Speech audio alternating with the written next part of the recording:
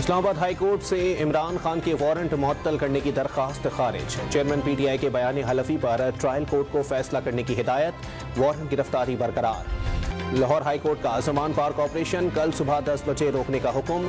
अहलकार पीछे हट गए। कैनाल रोड पर ट्रैफिक बहाल। कारकुनान जमान पार्क में मौजूद। इमरान खान खुद को हवाले कर दें, सूरत हाल खराब है, लोग मरेंगे। यास्मीन राशिद की नई ऑडियो लीक सामने आ गई।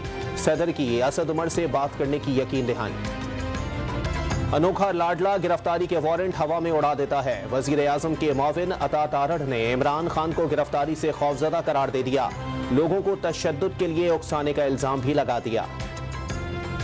और इमरान खान की मुमकिना गिरफ्तारी पर एहतजाज। इस्लामाबाद की सेशन कोर्ट ने 18 गिरफ्तार पीटीआई कारकुनों को जुडिशल रिमांड पर जेल भेज दिया।